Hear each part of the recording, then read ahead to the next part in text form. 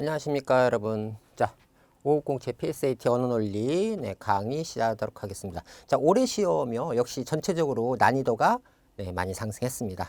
난이도 많이 상승했고, 그 다음에 우리가 알고 있는 이제 부합 문제 있죠? 일치 문제, 문제가 조금 더 이제 좀 증가했죠. 문항수가 조금 증가했고, 그 다음에 이제 전체적인 지문 난이도가 상승하다 보니까 이제 그 안에 들어가 있는 어떤 세부적인 것들, 그래서 무슨 뭐 사회라든가, 뭐 경제라든가, 또 과학이라든가 이러한 지문들의 어떤 어휘 수준이 많이 좀 높아졌죠. 특히나 이제 법 관련 문제들이 조금 더 좀 난이도가 좀 올라간 그런 경향이 있습니다.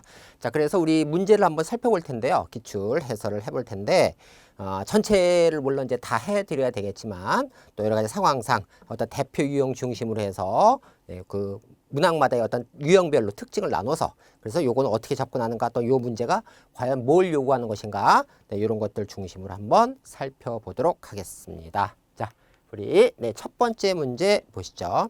자, 다음 글에서 알 수 있는 것 그랬죠. 자, 우리 뭐 가장 기본적인 것이죠. 알 수 있는 것을 찾아야 되냐, 알 수 없는 것을 찾아야 되냐. 물론 요 알 수 있는, 알 수 없는 문제 자체가 뭐예요? 추론 문제죠, 전체적으로. 요게. 근데 이제 물론 이제 그 PSAT 자체가, 언어 논리 자체가 전체적으로 봤을 때는 어떤 추론과 관련된, 추론과 굉장히 연관성 있는 그러한 문제들이 많습니다. 일반적인 우리가 부합 문제도 어느 정도 좀 추론을 요구하는 그런 경우가 좀 많죠. 이건 뭐 대표적으로 추론 문제다 이렇게 볼 수 있겠습니다. 그리고 이제 우리 그 문제를 보고서 이제 지문 밑에 이제 선지를 확인할 텐데요. 사실은 우리 여러분들 많이 이제 공부해서 아시겠지만 선지를 먼저 보면서 우리가 이제 문제가 나왔을 때 선지를 먼저 보면서 이 문제가 요구하는 것이 뭐고, 그 다음에 본문에서 어느 부분에 조금 더 초점을 맞춰서 읽을 것인가, 조금 더 집중해서 읽을 것인가, 아니면은 조금 더 빠르게 좀 소위 말하는 이제 좀 빨리 넘어갈 수, 대략 넘어갈 수 있는 그러한 부분이 어딘가라는 것들을 갖다가 좀 잘 생각하면서 우리 문제를 풀어야 되겠죠. 자, 그래서 여기 보면 다음 글에서 알 수 있는 거 그랬는데요. 자, 우리 항상 아시죠? 주어 서술어 중심으로 읽는 것입니다. 그런데 우리 특히나 작은 따옴표에 붙어 있는 부분들은 핵심어죠. 중요한 단어들입니다. 그래서 우리 이런 단어들 좀 잘 체크를 하셔야 되겠죠. 그래서 이제 고려 시대에 이제 불화라는 게 있는데, 이 불화가 결국은 어떠한 뭐 특징이 있다, 어떠한 속성이 있다, 뭐 이런 것들을 이제 얘기해 주는 것이죠. 그래서 여기 보면 이제 복을 받기 때문에 이 불화를 갖다 갖고 있으면 귀족들이, 주어는 귀족들이잖아요. 귀족들이 불화를 갖고 있으면 이제 복을 받으니까, 그러면 복을 받으니까 굉장히 집안에 갖고 싶겠죠. 갖고 있고 싶겠죠. 그러다 보니까 결국 누구를 통해서 승려로부터 불화를 구입해서, 그래서 원당에다가 기도처인, 개인 기도처인 원당에다가 걸어둔 행위가 유행했다. 자, 여기까지는 뭐예요? 당시 어떤 상황, 요거에 대한 얘기였습니다. 불화를 먼저, 불화가 있고, 그 다음에 요거 개념적을 먼저 했고, 그 다음에 이제 고려시대 당시에 귀족들이 불화가 복을 갖고 온다라는 믿음이 있었으니까 당연히 개인 기도처인 원당에다 이걸 많이 걸어둔 행위가 있었다라는 그런 얘기가 되겠죠. 그 다음에 두 번째, 이제 다시 한번 이제 이렇게 읽어주는 거죠. 고려의 귀족들이 이제 주문한 불화는 다양했습니다. 자, 우리 아시죠? 각 단락의 첫 문장에 중심문이 오는 경우가 되게 많죠. 그래서 첫 문장 중심문이 오고 그 뒷부분에 뭐가 와요? 뒷받침. 뒷받침 문장. 그러니까 우리가 보통 말하는 이제 상술이라든가 부연이라든가 이런 것들, 예시라든가 이런 것들 이제 뒤에 쫓아오는 게 아주 일반적인 단락의 구조죠. 그래서 요 중심으로 읽어주시면 되겠습니다. 다시 한번 고려의 귀족들 승려들에게 주문한 불화가 그러니까 요런 불화를 만들어 주세요라고 이제 주문을 많이 했다는 거겠죠. 그래서 다양했다. 그러면서 요건 다양한 모습에 대니까 이런 것들은 집중하는 게 아니라 빠르게 읽어주는 것입니다, 여러분. 왜냐하면 우리 어차피 이제 시간 싸움이죠. 시간 싸움을 해야 되니까 극락을 모습을 보여주는 것도 있고, 뭐 깨달음이 이렇지만 중생의 고통을 덜어주기 위한 것도 있고, 뭐 등등등 부처를 소재란 것도 있고, 그 다음에 이제 우리 항상 접속사라는 거 굉장히 중요한 거 우리가 강조되니까, 자, 그런데 어떤 것들이 있다. 자, 부처를 그린 승려들은 단독으로 그리진 않았습니다. 그래서 뭐가 더 들어갔다는 거죠. 예외 없이 관음보살이나 지장보살 같은 어떤 보살이 자, 이 부분은 집중해서 읽는 부분이 아닙니다. 요건 지시어 부분이죠. 지시어 부분이니까 불화에는 예외 없이 관음보살이나 지장보살 같은 보살이 부처와 함께, 그러니까 같이 이렇게 등장하면서 그려졌다라는 얘기 우리 하고 있었죠. 자, 두 번째 질문 보시죠, 이제. 자, 그래서 이제 설명을 좀 더 하는 거잖아요. 네, 여기서 네, 부처는 한 분이 아니라 석가열의 뭐 아미타불 비롯불도 뭐 다양했습니다. 이렇게 이제 설명을 했죠. 네, 이렇게 설명했고, 그 다음에 이제 요 불화의 특징 같은 게 이제 돼 있는데, 자, 2단으로 돼 있다라고 돼 있습니다. 그러면서 자, 요 부분은 네, 좀 가볍게 읽어주는 것입니다. 이 부분은. 왜냐하면 요건 2단으로 구성된 거에 대한 이제 자세한 설명 부분이죠. 이게. 그래서 2단으로 구성되는데 2단의 구성이 뭐냐? 네, 아랫부분에는 뭐 윗단에는 뭐가 있고 아랫부분은 요거 있다. 뭐 요거죠, 요거. 네, 그래서 근데 요거에 이제 어떤 효과, 특징이 있겠죠. 그래서 왜 그랬니? 봤더니 신분을 구별하던 고려사회의 분위기가 반영. 그래서 2단으로 나눴다는 거잖아요. 그죠? 그래서 여기 보면 불화의 특징, 네, 2단으로 되어 있다. 결국 그 이유는 신분을 구별하기 위한 것이었다.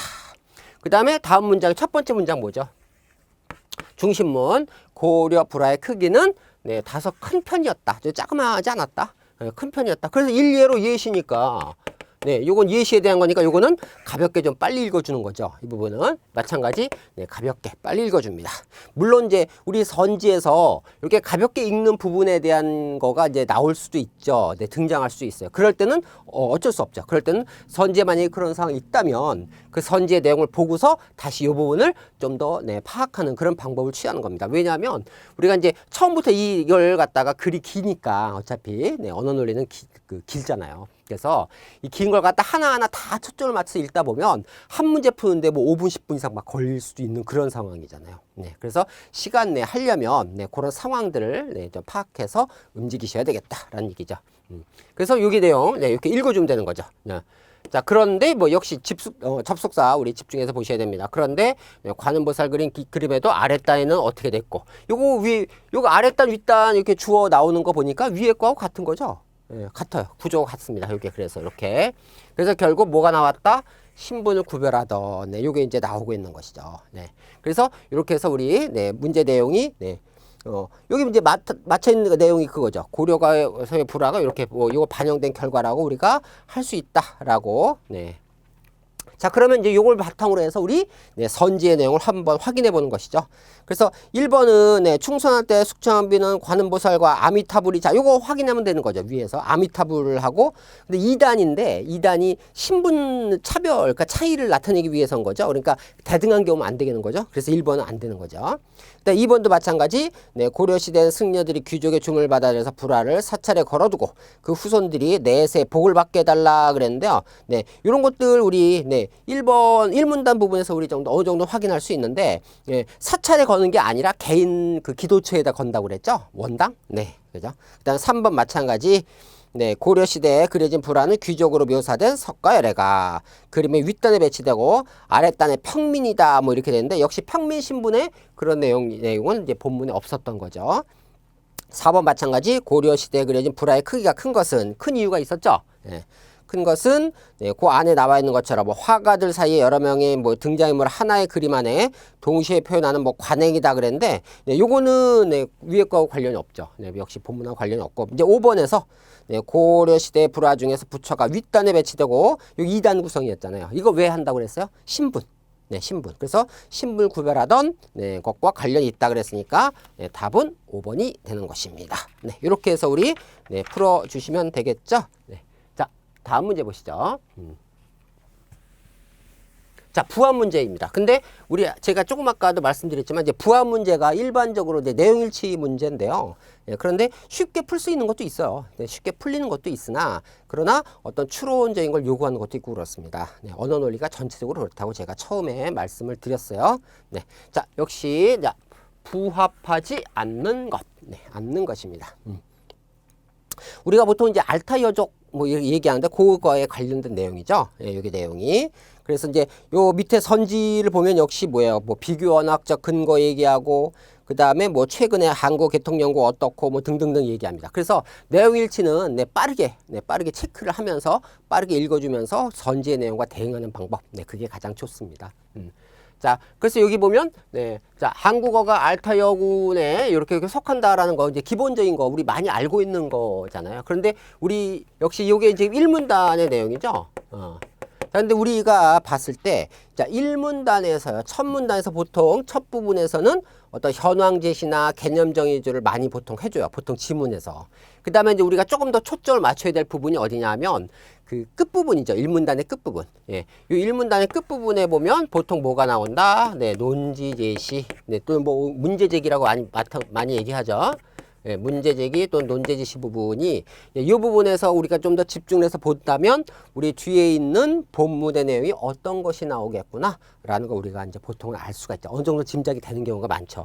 그래서 여기 지금 보시면 일문단, 요 알타여족에 대한 속한다라는 얘기는 네, 기본적인 것이죠. 그런데 여기 이제 하지만이란 접사가 있으니까 요 앞에 내용과 뒤에 내용을 대조시키면서 우리 읽어주면 되죠. 자, 앞에 거는 조금 더 빠르게. 왜? 왜냐하면 일반적으로 우리가 알고 있는 그 상황이었기 때문에 이건 빠르게 읽어주십니다. 네. 그 다음에 뒷부분에서 결국 한국어의 알타여족설은 어떻다는 거예요. 네. 어떤 친족 관계 및 공통 조상으로부터의 분화 과정을 그냥 우리가 알고 있는 그것처럼 이렇게 단순하지 않다. 네. 설명하기가 어려운 부분이 있다. 그러면 전체 밑에 내용도 뭐예요? 결국 한국어는 알타여족, 네. 등식 이렇게 바로 성립하지 않는다. 라는 내용이 들어가겠죠. 그죠? 야, 그래서 이제 이 다음 문장을 보시면, 예. 이제 나오겠죠. 이제. 예. 자, 나와서 뭐가 나왔습니까? 네. 자, 이런 알타여족설은 한국어, 여기 다음 거네요. 자, 여기 보면, 네, 최근에 한국개통연구를 봤더니, 네, 비교 언어학적 분석과 더불어서, 네, 비교 언어학이 뭐냐라는 건 우리가 뭐 자세히 알 수는 없지만, 네, 비교 언어학적 분석과 더불어서 한민족 형성 과정에 대한 유전학적 연구. 네, 뭐 이렇게 나오네요. 그다음 한반도 공조했던 여러 유형의 건국신화와 관련된 어떤 인류학적 연구 이런 것들을 이용하고 있답니다. 자, 예시가 나왔죠. 가령 예시 앞부분에는 항상 중심문입니다. 네, 예시 앞부분은. 그래서 네, 예시 앞부분은 좀 더 집중해서 여기는 좀 더 집중해야 될 부분이 되겠죠. 그러면 읽을 때, 독해할 때 우리 좀 더 집중해서 초점을 맞춰서 읽어야 될 부분이고 요 가령 예시 부분은 좀 더 가볍게 읽어줘야 되는 그런 상황입니다. 물론 선지에서 이게 나올 수 있다고 그랬죠. 네, 그때는 다시 한번 확인해주는 그런 작업을 좀 해주셔야 되겠습니다. 그래서 네, 북반계, 남반계 예, 모두 존재한다는 점과 그다음에 북반계 천손신화와 남반계 난생신화가 한반도에서 모두 발견된다라는 거 뭐 등등등 이런 거 네, 나오고 있습니다. 근데 여기에서 우리 한 가지 우리 언어 논리 같은 데에서 여기서 한 가지 말씀드리면 우리 언어 논리에서 이제 중요한 그 포인트 단어들이 좀 있죠. 읽어 나갈 때. 그러니까 처음부터 끝까지 모든 단어가 다 중요한 게 아니고 다 중요한 게 아니고 여기에서 조금 더 집중하고 그다음 우리 선지에서 네. 선지에서 주로 사용되는 선지에서 주로 사용된다는 게 뭘까요?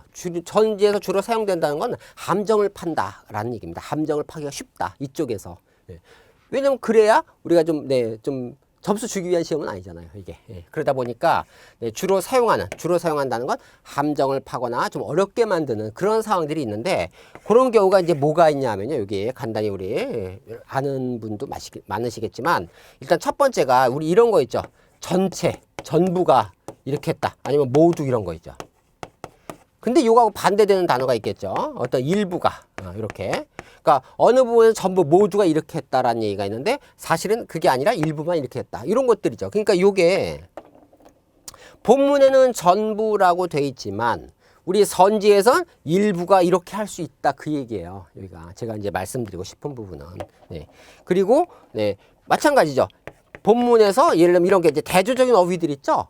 뭔가 상승하다 이게 되면 상승한다 이렇게 됐는데 선지에서는 뭐 하강한다 물론 반대 갈 수 있죠. 예. 상승한데 뭐 본문에서 선지에서 하강한다 이렇게 그 다음에 뭐 여기는 이제 압력이 고압이다 예를 들면 뭐 우리 이제 과학 지문 같은 경우에 고압인데 사실 이제 뭐 압력이 떨어진다라든가 이런 식의 표현.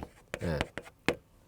이런 것들, 네. 이런 것들인데요. 네, 이런 단어들, 이런 그 단어들은 조금 더 나올 때 네, 집중해서 보셔야 돼요. 예, 아까 제가 말씀드린 것처럼 선지에서 요걸 주로 이용하는 그러한 문제 유형들입니다. 우리 언어 논리라는 것은. 그래서 요것들은 단어 일부만 싹 바꾸면, 예, 요거 단어를 이렇게 바꾸면은 이제 헷갈리죠, 굉장히. 네, 읽는데 굉장히 고생합니다, 우리가.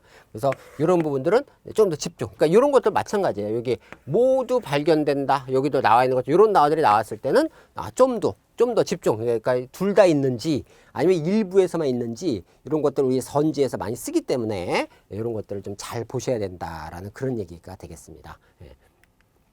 자, 그러면서 이제 얘기하는 거죠. 이제 여기 이 글의 핵심이 뭐냐? 자, 여기 이제 그 지금까지 연구에 따라 하지만 이렇게 돼 있죠. 네, 하지만 우리가 이제 위에 나와 있는 것들은 일반적인 우리 알타여족과 관련된 얘기들이에요. 그런데 이제 요 뒤쪽에서 보시면 이제 하지만 뭔가 다른 게 있다. 네, 지금까지 연구에 따르면 하면서 설명을 하는데 요게 이제 위의 내용이 그거죠. 요 위에 나와 있는 내용이 여기 공통조상어를 밝히기가 쉽지 않다. 네, 우리가 이제 일반적으로 알고 있는 그런 것들 밝히기가 쉽지 않다라는 그런 얘기를 좀 하고 있습니다. 그래서 네, 여기 나와 있는 그거죠. 이제 여기 접속사에 초점을 맞춰서 읽어주면 되겠죠. 이거는 그러니까 이 부분은 조금 더 빠르게 읽어주면 됩니다. 왜냐하면 고구려 백제 신라라는 거 하나의 예시 부분과 해당되기 때문에 네, 요거는 빠르게 읽어주십니다. 그래서 이게 이쪽에 속한 언어인지 이쪽에 속한 언어인지, 아니면 요걸 갖다가 이렇게 딱 분할하는 게 어떤지, 네, 이런 것들에 대한 설명을 지금 여기서 하고 있는 겁니다. 네. 그래서 결국은 네, 여기 보면 이제 요 뒷부분, 요 부분에서는요, 이제 남북한 간의 어떤 네, 생각 차이에 대한 얘기, 학계의 생각 차이에 대한 얘기를 좀 하고 있습니다. 네, 그래서 여기 보면 남한과 북한의 학계가 네, 대립된 입장을 보이지 않지만 여기서는 대립된 입장. 자, 요것도 이제 문제죠. 요거 이제 대조되는 그런 상황이잖아요. 네. 요거 이제 어떤 상황이나 속성 대조가 될 텐데, 요런 것들도 우리 선지에서 많이 이용하는 것이죠. 네. 그러니까 요거하고 요거는 남한과 북한의 어떤 의견이 서로 대립된다. 요거하고 요거는 공통된다.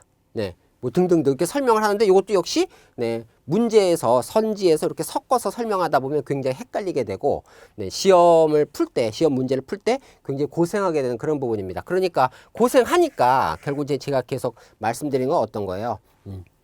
집중해서 읽으셔야 된다. 체크를 잘 하셔야 된다라는 그런 얘기입니다. 네, 그래서 자, 어느 부분에서는 네, 대립되고 어느 부분에서는 대립되지 않고 이런 식으로 설명하죠. 또 한편 중세국어 거쳐 조선시대를 거쳐 근대 한국어로 변모하여 이럴 때는 또 일치하고 이렇게 돼 있죠. 그러니까 어떤 경우는 일치하고 어떤 경우는 일치하지 않고 대립되고 이런 것들이 있으니까 이런 분들을 잘 체크해서 우리 네, 문제를 풀어주시면 되는 겁니다. 그래서 1번이 비교 언어적 근거의 한계로 네, 한국어의 알타여적설은 알타여군과 한국어 간의 친족 관계를 설명하기가 어렵다. 바로 1문단에서 우리 얘기했던 거예요. 네, 바로 알 수 있는 거죠. 그 다음에 네, 2번에서 한반도의 천손신화와 관련된 연구는 한국어에서 북방영어, 네, 용어에 대한 북방적 요소가 있음을 알 수 있다. 우리 역시 마찬가지 위에 2문단에서 우리 확인할 수 있는 것들이죠. 자, 3번 최근 한국어 개통 연구는 부족한 한국어 자료를 보완하기 위해서 한국어의 네, 유전 형질에 대한 정보와 한반도에 공조한 건국신화들을 이용한다. 역시 우리 이문단 부분에서 확인할 수 있는 것들입니다. 위에 부분에서 우리 다 확인할 수 있는 것이다. 그 얘기죠. 자, 이제 4번에서 네, 부합하지 않는 거 문제잖아요. 4번에서 최근의 한국어 개통 연구에서 백제어와 고구려어는 방언적 차이로 인해서 서로 다른 계통으로 분류한다 이렇게 되어 있는데요. 우리가 3문단에서 얘기했던 거 뭐냐면 요 위에 나와 있는 거 여기요.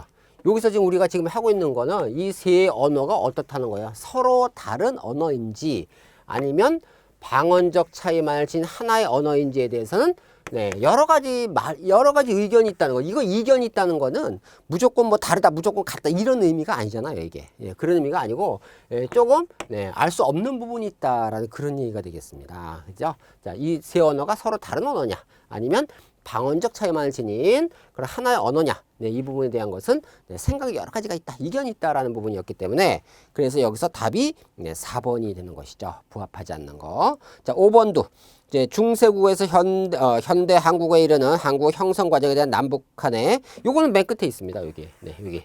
오늘날 우리가 사용하는 현대 한국어가 되는 과정에 대한 거는 네, 남북한의 네, 조학계의 견해가 일치합니다. 라고 우리 여기 해놨기 때문에 네, 요거는 바로 우리 네, 마지막 부분에서 확인할 수가 있겠습니다.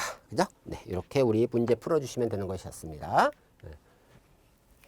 자, 다음 문제 보시죠.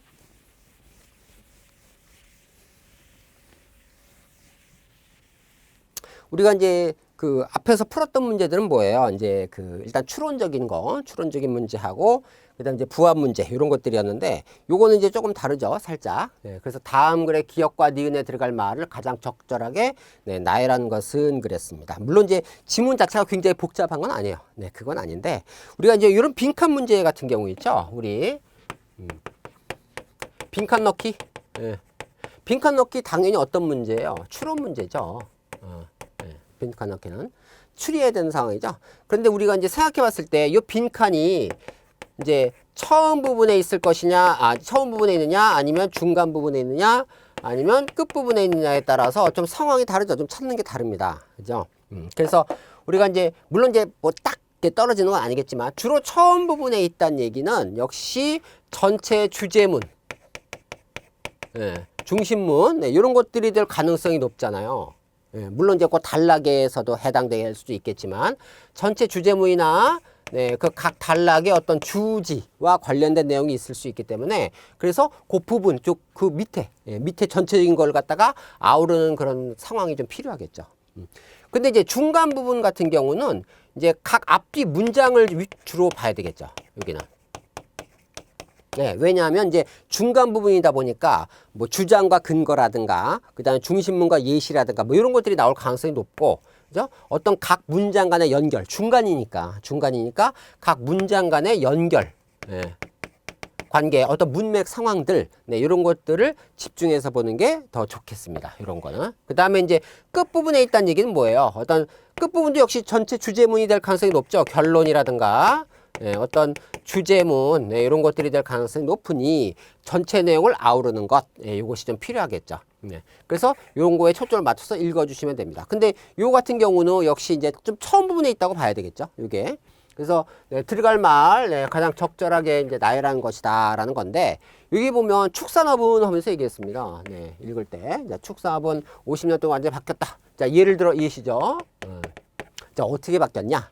거기 나와 있는 것처럼 이제 여기 나와 있는 거, 그래서 여기 뭐 이런 게 있습니다. 이러는 가운데서 전체 돼지 사육 두 수가 크게 증가해. 숫자가 많다는 거죠. 숫자가 많다는 거. 그 다음에 뒤에 부분에서 밀집된 형태에서 대규모로 돼지를 사육하는 농장이 출현하기 시작하였다. 이렇게 돼 있습니다.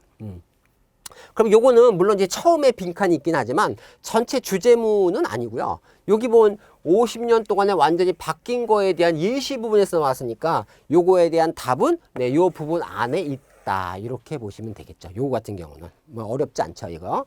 그래서 요거는 앞뒤 문장, 문맥을 좀 보시면 될 것 같아요. 그래서 여기 나와 있는 것처럼 여기 숫자, 그죠? 돼지 사육 두수 크게 증가했다는 얘기고, 뒷부분이 밀집, 빽빽하게, 이렇게 공간이 좀 좁다는 얘기잖아요. 요거니까 요 두 개를 합친 내용이 요 기억에 들어가겠죠. 그래서 기억에 들어갈 거가 그 4번의 기억에 보시면 뭐예요? 농장당 돼지 사육 두수는 늘어났고, 그 다음에 사육 면적당 돼지의 수도 늘어났다. 이렇게 되는 게 기억에 들어가야 되겠죠. 그죠? 그 다음에 이제 그 빈칸, 요게 두 번째. 두 번째 거는 맨 끝이잖아요, 요거는.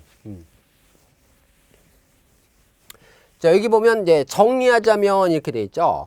정리하니까 전체 내용을 정리거나 아니면 요 내용을 정리거나 이렇게 되는 거죠. 요거는. 근데 이제 요 위에 보면 역시 중심문이 있습니다. 자, 가축의 가공 과정과 그다음에 소비 형태 역시 변화였다. 하면서 이제 어떻게 변화했는지에 대한 설명이죠, 이게. 설명인데 여기 보면 이렇게 돼 있습니다. 이렇게 되면 자, 오늘날의 개별 소비자들은 이렇게 되는 거죠. 적은 양의 육류 가공품을 소비하더라도 엄청나게 많은 수의 가축과 접촉하게 되는 거와 똑같다. 그 다음에 이거는 결국 어떤 병원균에 대한 노출될 가능성을 높인다. 이렇게 돼 있으니까 요거와 관련된 내용이 여기 들어가는 것이죠. 요걸 이제 정리하겠다라고 그랬으니까요. 그래서 다시 한번 엄청나게 많은 수의 가축과 접촉하는 결과를 얻게 되는 것이고, 그거와 똑같은 것이고, 그 다음에 결국 그러다 보니까 어떤 그 가축의 병원균에 노출될 가능성도 당연히 높아지는 것이다. 이거를 정리해보면 이렇게 된다. 이걸 결과를 이야기한다. 이렇게 되는 거잖아요. 이게. 그래서 그 니은 부분은 뭐예요? 이제 그 4번의 그 답이죠. 니은 부분에서 가족 간 접촉이 늘고 소비자도 많은 수의 가축과 접촉하게 되는 이런 상황들, 이 상황들이 여기 들어가게 되는 그렇게 어렵지 않은 문제였어요. 그죠? 그래서 답은 4번이 되겠습니다. 자, 빈칸 넣기 문제 반드시 나오는 문제죠. 앞뒤 추론 잘 해보시고 문제를 맞추시면 되겠습니다. 자, 6번 보시죠, 이제.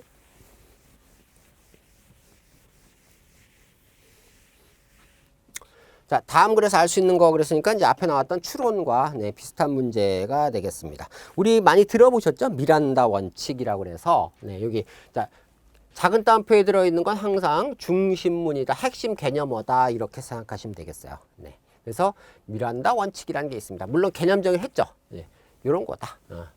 그래서 이제 그 수사기관이 피의자를 체포할 때 피의자에게 묵비권을 행사할 수 있고 불리한 진술을 하지 권리가 이거죠. 네, 변호사를 선임할 권리가 있다. 이게 미란다 원칙이다 하면서 얘기했어요. 그러면서 이제 요거에 대한 설명을 네, 밑에 지금 하고 있습니다. 근데 이 지문도 이렇게 쉽진 않아요. 사실 이제 조금 복잡해요. 네, 말 자체도 좀 그렇고. 그래서 좀 정확하게 읽으실 필요가 있습니다. 자, 그래서 네, 여기 미란다 원칙이 있는데 요 변호인은 네, 변호인은 뭐 이렇게 이렇게 이제 요거는 이제 요거 작은 다음표에 붙어 있는 이런 것들, 예, 큰 다음표죠. 예, 큰 다음표에 붙어 있는 이런 것들은 빠르게 읽어 주시면 되겠죠. 자, 그러면서 네, 따라서 네, 미란다의 자백을 재판 증거로 삼을 수 없다라고 주장했습니다. 그래서 미국의 연방 대법원이 요걸 인정했다라고 그랬으니까 네, 이렇게 해서 이제 연결시키면 되는 거죠. 미란다가 자신에게 묵비권과 변호사 선임권을 갖고 있다는 사실을 안 상태에서 분별력 있게 자신의 권리를 포기하고 이렇게 했다는 거. 네. 요거 사용될 수 없다. 그에게 불리하게 사용될 수 없다라고 이렇게 판결했습니다라는 얘기입니다. 그래서 여기까지 내용을 이렇게 읽어주시고, 자, 초점을 우리 항상 얘기하지만 초점을 어디에 좀 더 맞춰서 할 것인가, 네, 그거를 잘 생각하면서 읽어주시면 되겠습니다. 자, 그러면서 이제 미란다 원칙 나오기 전 판결 전에는 어땠나라는 걸 얘기하죠. 자, 그러면 앞쪽 우리 앞에 1문단 내용이 예, 1문단 내용이 예, 미란다 원칙이 이렇게 해서 된 것이다. 이렇게 해서 만들어진 것이다. 이런 얘기고 2문단 내용이 지금 미란다 나오기 전에는 이랬습니다라는 얘기죠. 그러면 요 내용과 요 내용은 좀 대조적인 위치에 있겠죠. 이게. 자, 그렇다면 요걸 갖다 이용해서 우리 선지에서 요거 비교하는 요 내용도 잡을 수 있는 것이죠. 그러니까 요런 거를 잘 읽어내야 된다는 거죠. 요런 것들을. 그래서 전에는 어땠나? 요런 얘기죠. 네. 임의성의 원칙이 지켰다면 재판 증거로 사용되었다. 요거죠, 요거. 네. 요게 이제 그 미란다 판결 절대 특징인데 판결 후에, 그러니까 미란다 원칙 나온 이후에는 앞에 내용이니까 그거하고 비교하는 문제가 네, 나올 수 있는 것이죠. 선지에서 우리 잡을 수 있는 것이죠. 네. 그래서 이제 요 내용은 우리가 이제 그 밑에 내용은 우리가 알고 있는 그런 내용들을 이제 쭉 나와 있습니다. 그래서 네, 경찰관이 고문과 같은 가혹행위로 받아낸 자백은 효력이 없지만 회유나 압력을 원래 고문 이런 거 해서 하면 자백 받아내면 안 되는 거죠, 이거. 근데 이제 회유나 압력을 행사했더라도 제때 음식을 주고 이것만 하게 되면 강압적이지 않았다면 증거로 인정되는 그런 상황이었다라는 얘기입니다. 판결 전에는, 미란다 나오기 전에는. 자, 그런데 이제 이러한 기준이 사건마다 다르게 적용되었고 또 수사기관으로 하여금 강압적 분위기를 조성하도록 하고 막 그러면서 조금 이제 문제가 있었다는 얘기예요. 이게 문제가 있으니까 요거가 이제 조금 더 이제 좀 보완된 뭐 이런 것들이 나와야 되겠죠. 그래서 이제 요게 나온 것이죠. 요게 마지막에서. 그래서 이제 수사 절차는 본질적으로 강제성을 띠니까 좀 압박하죠. 당연히 이거는 압박합니다. 그러다 보니까 여기에서 이제 그 미란다 원칙이 이렇게 해서 만들어져서 적용됐다. 이렇게 해서 발전해 나왔다. 막 그런 얘기를 좀 하고 있는 겁니다. 그래서 이러한 상황에서 이란다 판결이 제시한 원칙이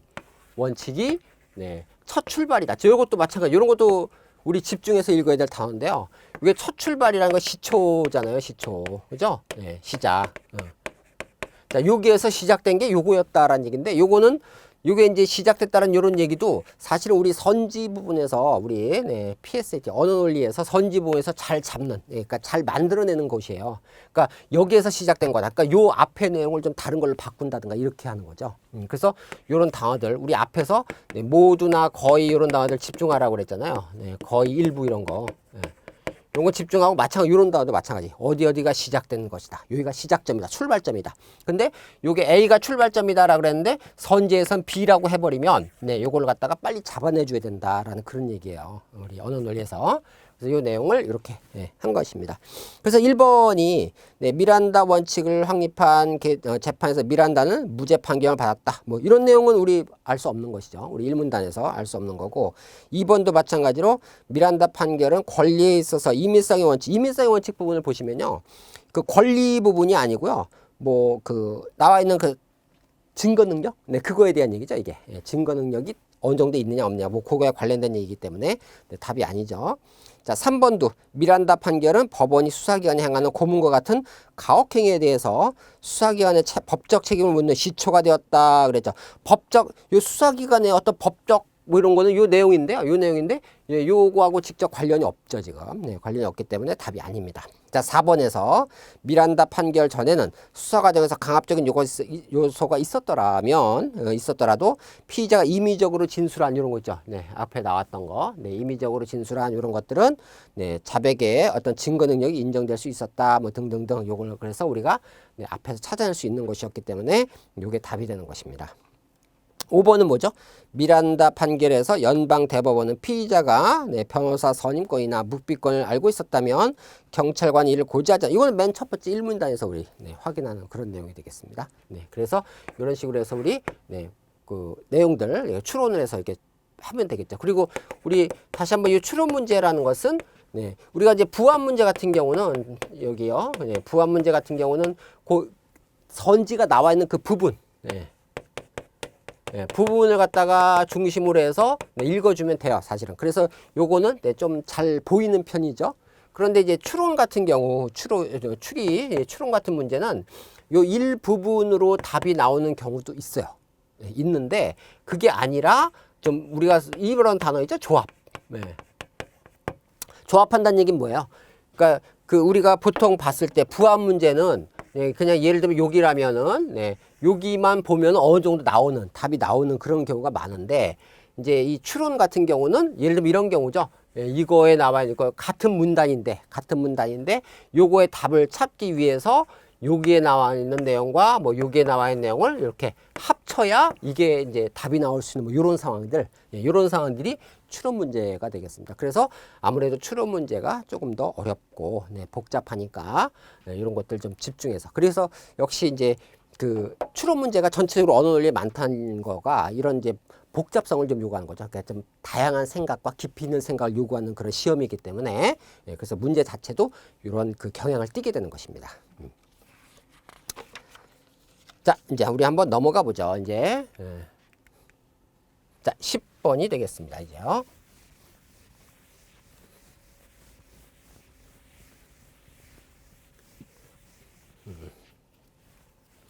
자, 10번은 다음 글의 기억과 니은에 대한 분석으로 적절한 거 그랬습니다. 근데 이제 기억, 니은 이제 뒷부분에 있죠. 요거 이제 지문을 좀 나눴습니다. 자, 물론 이제 앞부분 것도 이제 잘 읽어야 되겠죠. 기억과 니은에 대한 분석. 자, 그런데 이제 우리가 봤을 때, 역시 그 두 가지가 지금 나왔잖아요. 기억과 니은에 대한 분석이니까 요 문제는 주로 뭘 물어보게 되냐 하면요. 요런 경우, 요런 유형. 요런 유형은 일단 첫 번째 이제 공통점과 차이점 물어볼 수 있죠. 우리가 이제 비교. 요거하고 요거의 비교. 그다음에 대조. 이렇게 차이점. 그러니까 우리가 비교 대조라는 건 어떤 속성에 대한 얘기죠. 이거는. 속성에 대한 어떤 공통점과 차이점. 이런 것들 주로 물어보게 되고 그다음에 이제 그 또 하나가 뭐냐면요. 이러한 것들이 나오게 되는데 이런 거에 우리 전제 있죠. 전제. 뭘 통해서 결국 얘 두 개가 뭘 전제로 깔고 있는 거냐. 그래서 요 견해와 요 견해가 나온 것이냐. 요걸 물어보는 요 전제 문제도 많습니다. 우리 문제. 자주 물어본다는 거죠. 요것도. 그래서 요거 읽을 때 여기 기억과 니은에 대한 분석 단순하게 어떤 비교 대조를 물어보는 경우도 있지만 이런 상황들을 물어보는 경우도 있다라는 것을 보시면 되겠습니다. 근데 이제 요거 같은 경우도 마찬가지인데요.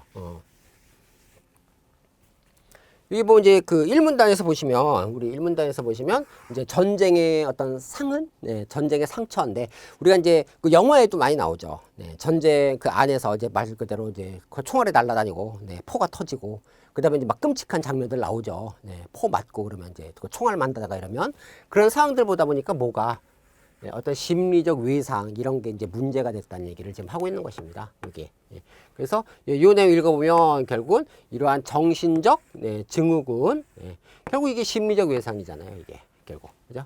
그다음에 여기 뭐 히스테리 증상 뭐 이런 거 이게 다 그 얘기죠. 다 같은 얘기예요. 자, 심리적 외상, 그다음에 히스테리 증상, 그다음에 어떤 정신적 증후군 이런 것들이 결국 굉장히 이제 문제가 됐다라는 그런 얘기가 되겠습니다. 그래서 신경증적 증후군 뭐 이런 다 연결되어 있는 거죠. 이렇게 연결되어 있습니다. 그러니까 정신적인 상처를 입는다는 거예요. 그래서 조금 이제 굉장히 안 좋은 상태로 빠지는 경우도 많죠. 전쟁 갔다 와서. 자, 그러면서 이제 이러한 여기 뭐 이제 여기 요 단어 썼죠. 작은 따옴표에 붙어 있으니까 작은 따옴표에 붙어 있는 거는 개념어다, 핵심어다. 그래서 전투신경증이, 자, 심리적 외상을 계기로 발생하는 전투신경증이 정신적 증후군 하나로 실제한다는 사실을 인정할 수밖에 없었다라는 그런 얘기입니다. 그러면서 이제 이제 나누죠. 이게 전통주의자와 네, 진보주의자. 이게 이제 뒤에 나와 있는 기억과 니은이에요. 이게 그죠? 그래서 자, 차이점이 뭐냐 이건데요. 여기 보면 그 정신적 증후군 하나로 실제한다는 사실을 부정할 수 없다. 그럼 둘 다 인정한다는 얘기죠. 네. 그러니까 이 전통주의자와 진보주의자가 공통적으로 깔고 있는 전제는 뭐냐면 전투신경증, 즉 정신적 증후군, 히스테리 증상, 이거는 네, 인정한다 그 얘기예요. 인정한다. 네. 근데 여기 나와 있는 것처럼 이제 차이를 보는 거죠. 실제한다는 사실을 부정할 수 없게 되었을 때 의학계 전통주의자들과 진보주의자들의 의학적 논쟁은 이제 환자의 의지력. 네, 의지력. 결국은 뭐예요? 전통주의와 그다음에 네, 진보주의가 있을 때 요거의 차이, 그러니까 공통적으로 깔고 있는 건 뭐예요? 심리적인 네, 외상은 당연히 있다. 인정. 네, 심리적 외상 인정. 그런데 요거에 대해서 이제 요걸 갖다 나누게 되는데 요 심리적 외상이 있을 때 요걸 갖다 설명할 때 뭘로 설명한다?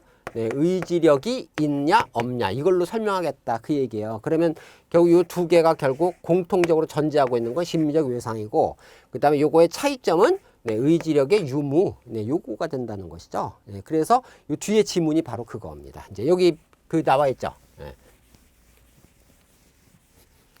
여기 이제 기억과 니은을 나눠놨잖아요. 네, 그래서 여기 네, 전통주의자들과 그 다음에 여기 진보주의자들을 이렇게 나왔는데 예, 요건 이제 의지력. 그러니까 읽어보면 그 얘기예요. 여기 나와 있는 것처럼 전투신경증을 보이는 군인들은 체질적으로 열등한 존재요, 의지박약자다. 뭐 이렇게 보는 거죠. 전통주의자들은. 그 다음에 이제 진보주의자들은 의지력 높은 군인에게 나타날 수 있다. 주장했다. 그 다음에 이제 설명을 하죠. 인도적 치료를 해야 된다. 그러니까 위에 거는 주로 보면요. 예, 이거 체질적으로 열등한 존재고 이렇게 안 돼. 그러면 안 돼. 얘들은 이제 주로 결국은 여기 처벌해야 된다 그런 얘기예요. 의지력 문제다 이거. 예, 처벌해야 된다 그런 얘기고 이쪽에서는 예, 인도적 치료해야 된다 그 얘기죠. 이거는 예, 요게 이제 또 다른 점이죠 결국은. 예, 전통주의와 진보주의. 그래서 공통적으로 깔고 있는 것은 심리적 외상은 인정한다. 그런데 결국 의지력이 있냐 없냐로 나눌 수가 있겠다. 그래서 이 전통주의자들은 얘들은 의지력이 없다라고 보기 때문에 뭐 해야 된다? 벌 받아야 된다. 처벌받아야 된다. 그 얘기고 이쪽은 예, 그래도 이제 나라를 위해서 싸우다 그렇게 다치고 이렇게 된 건데 예, 인도적인 치료를 해줘야 된다. 하면서 이제 얘기를 하는 거예요. 그래서 요 부분을 갖고 예, 이 밑에 이제 선지에서 예, 물어본 것이죠. 그래서 우리 자 선지 1번 한번 보시죠. 자 기억과 니은 나눠왔으니까 1번 기억과 니은의 히스테리 치료 방식은 같다 그랬죠. 자 치료 방식이 같은 게 아닙니다. 지금 보시면요. 여기 전통주의자들을 처벌하자. 그 다음에 진보주의자들은 인도적 치료하자 그랬으니까 대응에 대한 얘기입니다. 네, 대응에 대한 얘기. 그래서 치료 방식 자체가 같지도 않아요. 그 다음에 2번에서 기억과 니은은 모두 네, 전제적으로 깔고 있는 게 뭐라고 그랬어요? 네, 증세가 있다. 네, 인정한다라는 거죠. 그러니까 답이 2번이 되는 것이죠. 3번에서 예, 기억과 니은 네, 어떤 계기가 아니라는 거죠. 예, 계기가 아니라 계기라는 거 원인 시작에 대한 얘기죠. 이거는 끝부분을 이렇게 마지막 대응에 대한 얘기를 갖다 하고 있는 겁니다. 자, 4번도 기억과 니은은 모두 환자들에게 히스테리라는 용어를 사용한 히스테리라는 용어는 요 뒷부분 즉 진보주의자들 네, 요 부분에서 우리 나왔던 얘기네요. 네, 그래서 답이 아니죠. 자, 5번 네, 니은은 기억보다 전투신경증에 의한 히스테리 증상이 더 다양한 형태로 나타난다고 본다. 히스테리 증상 나타난다고 얘기했죠. 네, 근데 이제 한 어떤 유형이 되겠죠. 히스테리 한 유형이지 다양하게 네, 굉장히 여러 가지로 나온다라는 그런 내용은 아닙니다. 그래서 네, 답은 네, 두 번째로 우리 해결해 주시면 되겠습니다. 네. 자, 다음 거 한번 보시죠. 우리 네, 11번 네, 논리 문제네요.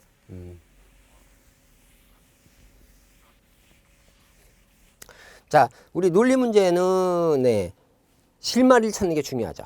네, 그러니까 실마리를 찾는다는 것은 어디를 집중으로 해서 이렇게 풀어나갈 것인가, 뭐 그런 거 하고, 그 다음에 전체적인 어떤 명제와 대립되는 상황이 있는가, 그러니까 나와 있는 것들에서 어떤 모순 관계가 있는가, 뭐 이런 걸 본다든가, 그 다음에 이제 이걸 문자화 시킨다든가, 아니면은 뭐 기호로 바꾼다든가, 이런 방법이 좀 필요한 것이죠. 네. 그래서 우리가 여기 보면 이거죠. 이제 항상 그 문장이 나왔을 때 어떤 중요한 핵심 포인트가 있는 것이죠. 그래서 여기 보면 이제 남자 6명, 남자 6명, 여자 4명, 10명으로 할 건데, 세 부서에 A, B, C 배치한다고 그랬잖아요. 근데 적어도 한 명의 그러니까 무조건 한 명은 들어가야 된다. 그 얘기죠. 네, 최소한 한 명은 들어가야 된다. 두 번째, 각각 다르다. 네, 다르다. 그러니까 똑같은 숫자 들어가면 안 된다. 그 다음에, 네, A가 가장 적고, 그 다음에 C가 가장 많다. 그럼 뭐예요? A가 가장 적고 이렇게 된다는 얘기죠. 뭐, 이렇게. 네, 이렇게 된다는 얘기. 그 다음에, 네 번째, 네, 여자 신임 예교관만 배치된 부서는 없다. 네, 여자만, 그럼 남자 1은 있다는 거죠. 네, 남자 한 명은 있을 수 있는데 여자 한 명은 없다는 거예요. 그죠? 네, 그래서 요것도, 네. 그리고 이제 남자만. 이렇게 되는 거죠. 네, 남자만. 그 다음에, B에는 새로 배치된 여자 신임 예교관 수가 새로 배치된 남자 신임 수보다, 예교관 수보다 많아야 된다. 그래서, 예, 결국, 여자, 이렇게 남자 이렇게 있을 때, 이쪽이 꼭 많아야 된다. 이렇게 다 준 이유가 있어요. 이렇게 명제를 준 이유가 있습니다. 그러니까 이걸 갖고 이용해서 우리 풀 수 있다. 그 얘기입니다. 예. 그래서 여기 보면 결국 A, B, C 그 세 개의 부서가 있다는 얘기 아니에요. 그죠? 예. 그래서 첫 번째 경우가 어떤 경우냐 하면요. 여자, 여기 뭐 남자 1이 있을 수, 남자 한 명 있을 수 있죠. 여자는 없잖아요. 그러니까 여기 1 있을 수 있죠. 남자. 예, 요 경우가 우리가 생각할 수 있겠죠. 그 다음에 여기 이제 두 번째. 근데 B가 더 많아야 되잖아요. 네, B가 더 많아야 되고, 그러면 여자가 네, 2명 이렇게 올 수 있는 거죠. 이제 네, 여자 2명 올 수 있고, 그 다음에 뭐 남자 1명 이렇게 네, 올 수 있죠. 이렇게 3명. 그러면 여기가 3명이 되는 거죠. 이제 이렇게. 네, 그러면 요 C는 따질 필요도 없어요. 나머지가 다 여기 들어가는 거니까 이렇게 네, 이렇게 해서 나눠지는 겁니다. 이렇게. 자, 여자 2명, 남자 1명 올 수 있는 거는 네, 여자가 남자보다 많아야 되죠. B에서. 네, 그러니까 이렇게 이제 그 올 수 있는 경우가 첫 번째 거죠. 두 번째 경우 또 남자 1. 네. 네, 남자 1명 올 수 있는 경우. 그 다음에 여자가 더 올 수도 있죠. 네, 여자 그럼 3 이렇게요. 네, 이렇게 올 수 있죠. 자, 여자 3 올 수 있고, 그 다음에 남자가 1 있으니까 2 하고 싶은데, 남자가 2 하게 되면 1, 5가 되니까, 여기가 숫자가 얘가 커야 되잖아요, 더. 커야 되니까 그렇게 올 수 없는 거예요. 그러니까 남자 1명밖에 안 돼요. 그 다음은, 그러면 1명, 그 다음에 여기 4명이죠, 이제. 4명이니까 나머지 5명, 이렇게 올 수 있는 거죠. 요게 두 번째 경우잖아요. 그 다음에 세 번째 경우, 그 다음에 이제 결국 남자 1명만 했지만 남자 2명도 올 수 있는 거죠. 예, 예, 2명. 예, 남자 2명도 올 수 있는데, 자, 여기 남자 2명이 아니라 이제 섞으라고 그랬죠, 지금. 네. 최고수한 1명은 해야 되고, 그 다음에 여자만 배치된 경우 없고 그랬으니까 요거는 이제 우리가 남자 1명, 여자 1명 이런 식으로 해서 이렇게 넣을 수 있죠. 여자 혼자 못 들어간다고 그랬으니까. 예, 남자만. 예, 남자만. 여자 혼자 못 들어간다고 그랬으니까 이렇게 올 수 있는 겁니다. 이렇게 이제 그 잡을 수 있는 거죠. 그 다음에 요게 이제 요거보다 많아야 되겠죠. 네, 요거보다 많아야 되는데 여기에는 여자 2명에 남자 1명만 돼요. 자, 왜 그럴까요? 왜 그러냐면 벌써 숫자를 합치면 예, 여기 2명이 왔고 그 다음에 여기 이제 더 오면요. 더 오면 여기 이쪽에 숫자가 줄어들죠. 더. 예, 더 숫자가 줄어들거나 같거나 막 이렇게 됩니다. 그러다 보니까 여기 안 되기 때문에 그래서 네, 여기 네, 3명을 결국 3명 되는 거죠. 여기 3명 되고 그 다음에 나머지 네, 이렇게. 네, 이렇게 오게 되는 그런 상황입니다. 그 다음에 이제 여기 3명 오면요. 근데 이제 여기 3명 오게 되면 A에 3명 오면 이제 숫자가 나머지가 10명인데 나머지가 지금 7밖에 안 남았잖아요. 네. 7밖에 안 남아서 3, 3, 4나 3, 4, 3밖에 안 되죠. 그러면 같은 게 되죠. 그러니까 요거에 어긋나잖아요. 이거에. 네. 그러니까 이게 안 되는 거예요. 그래서 결론은 뭐냐면 이 문제 자체가 복잡한 게 아니라 이렇게 준 조건들 있죠. 이 조건들이 이렇게 풀어라고 맞춰준 거예요. 예, 그러니까 너무 이제 걱정하지 마시고 결국 요 부분에서 이렇게 네, 3가지 경우만 가능합니다. 이렇게 가능해서 그래서 답은 당연히 4번이 되는 거예요. 네. B에는 1명의 남자 신임 외교관이 배치된다. 예, 요것만 맞고 네, 나머지는 네, 다 안 되는 경우. 네, 이런 경우 이렇게 해서 경우의 수를 이렇게 따져보고 이렇게 기호화시키거나 이렇게 예, 주어진 조건을 빠르게 예, 분석하면 됩니다. 네. 자, 그 다음 문제 보시죠.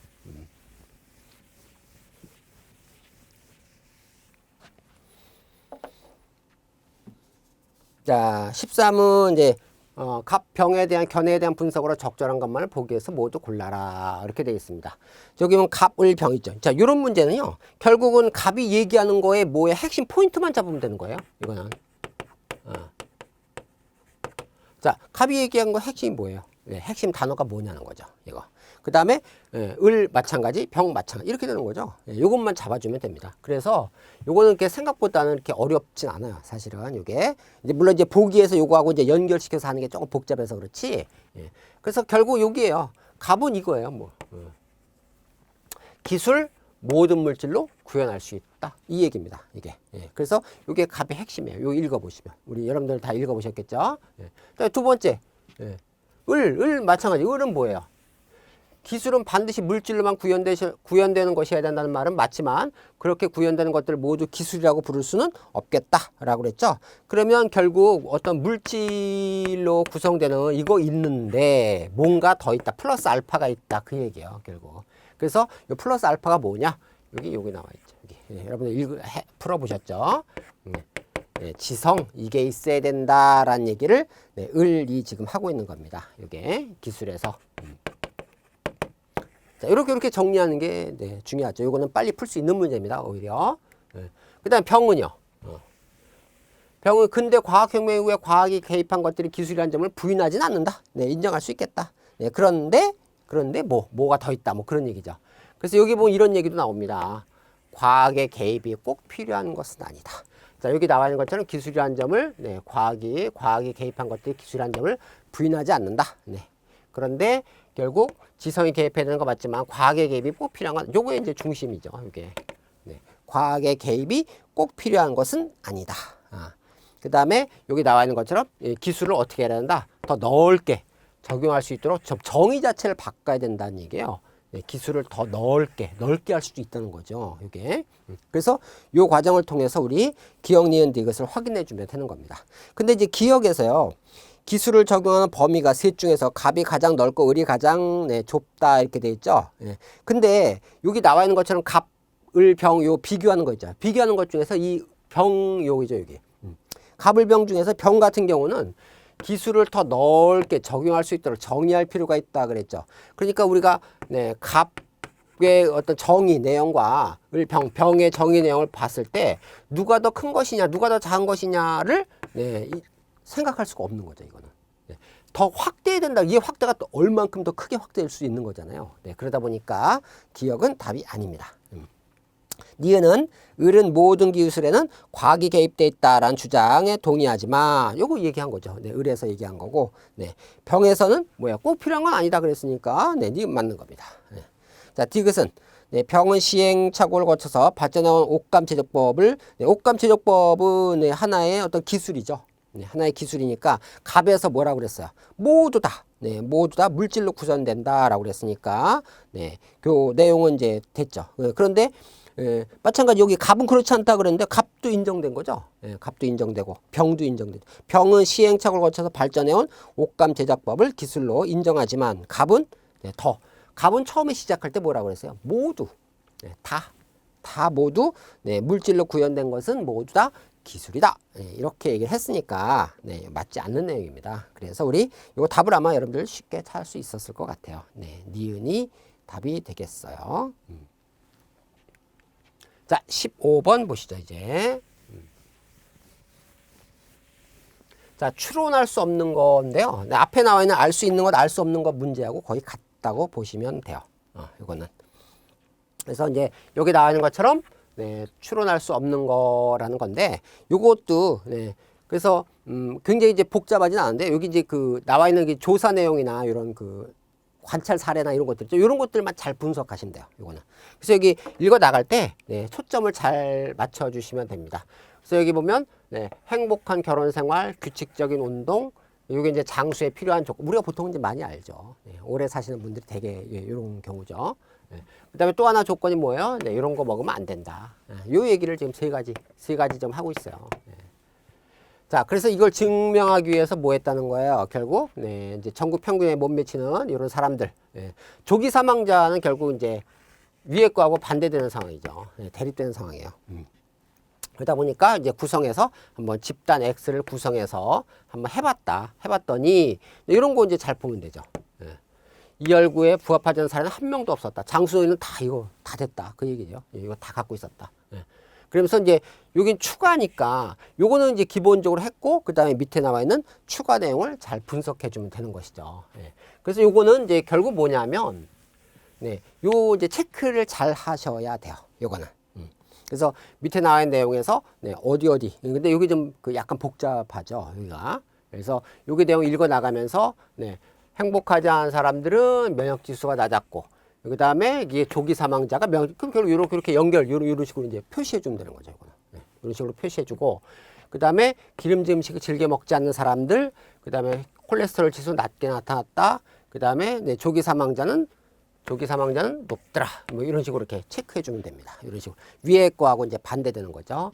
그 다음에 규칙적인 운동을 하지 않는 사람들은, 네, 요게 나타났는데, 이렇게 나타난 사람들은 체지방 비율의 정상 범위를 넘어서더라. 그래서 이렇게 해서 연결. 그러니까 이렇게 연결. 그러니까 결국 보니까 장수하는 사람들과 조기 사망한 사람들, 일찍 죽는, 네, 이렇게 돼 있을 때, 요 사람들은 예, 요런 속성을 갖더라라는 그런 얘기고, 조기 사망한 사람들은 요런 속성을 갖더라 그 얘기잖아요. 그러니까 이거는 결국 속성 비교 문제예요, 결국은. 이게.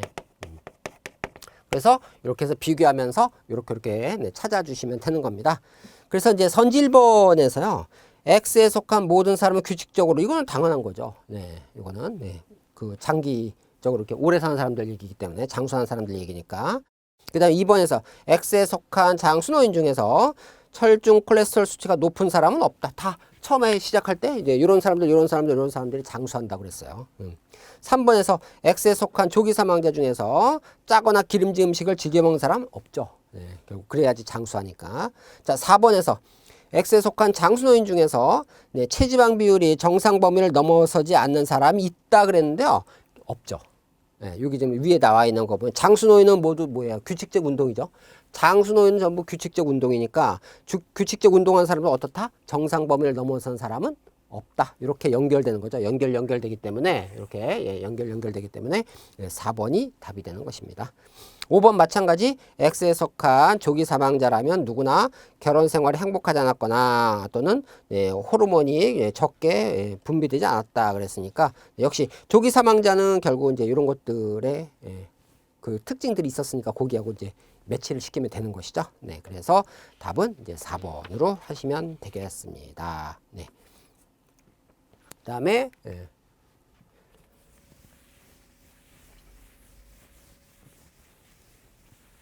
자, 이것도 기억에 대한 평가인데요. 기억에 대한 평가. 자, 이게 마찬가지 앞에서 했었던 거하고 거의 비슷해요. 여기 보면 네, 적절한 것을 모두 골라라. 네, 모두 골라라. 근데 요거는 약간 언어와 관련된 거네요. 네. 그래서 네, 표현은 속성을 나타낸다. 가령 예시니까 네, 이 부분은 빨리 읽어주시면 됩니다. 네. 그 다음에 여기 또 예시 있죠. 예, 예시. 네, 예시의 앞부분은 좀 더 집중하는 거죠. 그래서 예, A와 B가 도점을 알 수 있으며 훌륭함을 알아야 C가 더 훌륭함. 요거는 이제 위에 거하고 이제 물론 이제 비교급과 관련된 거죠. 이게. 예. 자, 표현은 속성을 나타낸다. 그러면서 이제 속성을 나타내는 거에 대한 설명을 들어갔고, 그 다음에 보통 사람들은 네, 통상적으로 비교 가능한 요거 얘기하죠 이제. 예.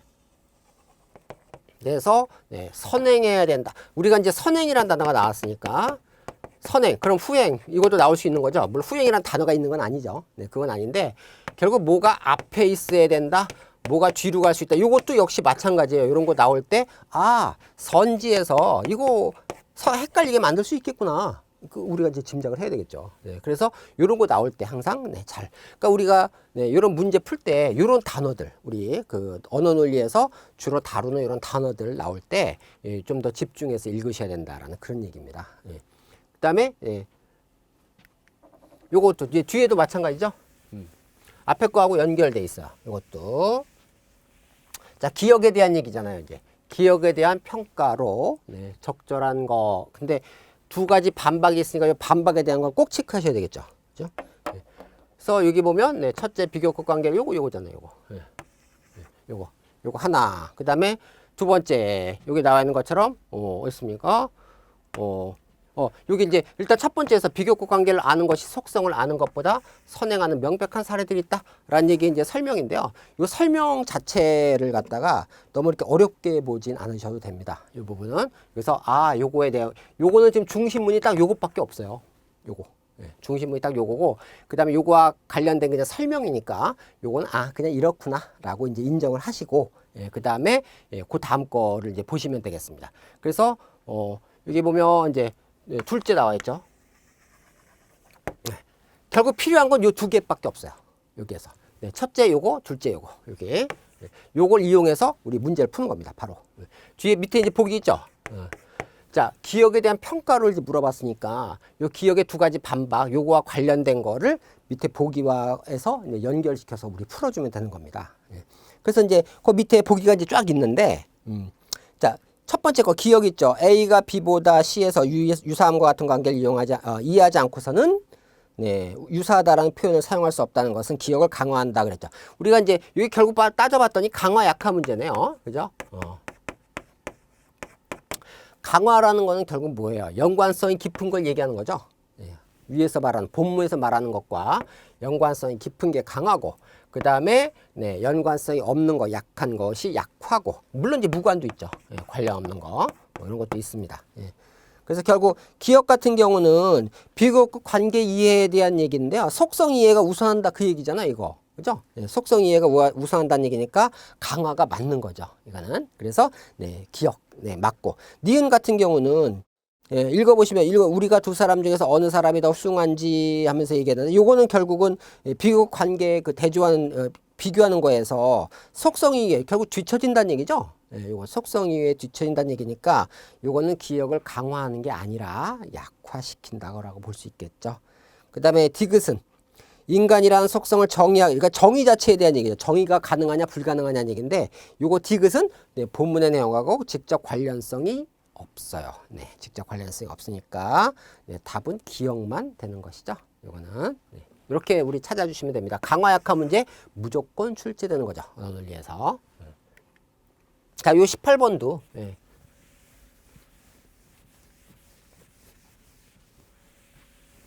자, 기억에 대한 평가도 비슷하잖아요. 기억에 대한 평가로 적절한 것을 보기 위해서 골라라 그랬는데, 여기도 지문 자체가 어렵지는 않습니다. 여기 보면 지금까지 알려진 적이 없는 어느 부족의 언어를 최초로 번역해야 되는 번역자 S를 가정해서 한번 생각해 봤다라는 얘기입니다. 그래서 요거는 하나의 그냥 예시잖아요. 요건 예시니까 요거는 좀 빠르게 그 하나의 그 예를 들어주는 설명하는 부분이기 때문에 빠르게 요거는 읽어주시면 돼요. 이 부분은. 그래서 여기 나와 이제 물론 이제 중심 단어는 체크하면서 읽어야 되겠죠. 여기서 말하는 거가 결국 뭐냐라는 건데, 요거 다음에 보면 이제 이론 A가 나오죠. 여기서 이제 중심 내용이 뭐냐? 이론 A가 나왔는데 문제의 단어를 포함하는 문장들을 충분히 모아서, 그러니까 단어를 모아서 문장들을 충분히 모아서 각 문장의 의미를 확정한 후에 그 다음에 이걸 기반으로 각 문장의 구성 요소에 해당하는 단어의 의미를 찾는 거죠.